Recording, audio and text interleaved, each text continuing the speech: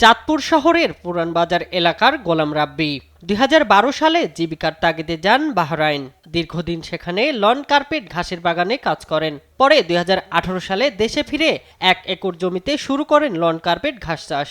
এখন সেই ঘাস বিক্রি করে তিনি মাসে আয় করছেন প্রায় লাখ টাকা।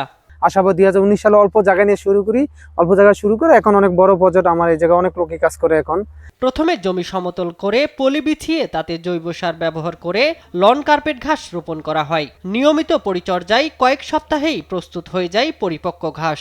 এলাকার অনেকেই এখন নিয়মিত হাজিরায় কাজ করছেন রাব্বির খামারে। আমরা প্রথম জায়গা লেবেল করে তারপরে পলিথিন বিছানোর পরে মাটি ফালানোর পরে তারপরে আমরা ছোট ছোট করে চারা লাগাই। আমরা এই প্রজেক্টে কাজ করি আজকে প্রায় আমি ৬-৭ বছর কাজ করি। তারপরে এখানে আমরা অনেক মানুষ কর্মসংস্থানের একটা ব্যবস্থা করছে। আমি পাই ৮০০ টাকা করে হাজিরা। মোটামুটি আমাদের সংসার ভালোই চলে। আমাদের যে জায়গাটা সেটা পরিমাণ হচ্ছে প্রায় ৫০,০০০ স্কয়ার ফিট। তো আমরা সেটা নেওয়ার জন্য আসছি। এখন আগে এটা আমরা স্যাম্পল অনুযায়ী নিয়ে আমরা কাজ করে দেখব।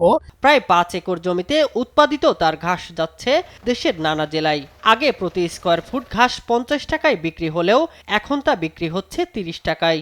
শুরুতে লাভ বেশি হলেও পলিথিন, সার ও উপকরণের দাম বাড়ায় কমেছে মুনাফা। তবে উৎপাদন বেড়েছে এবং ঘাসে কোনো রোগবালাই না থাকায় লোকসানের ভয় নেই বলে জানান উদ্যোক্তা।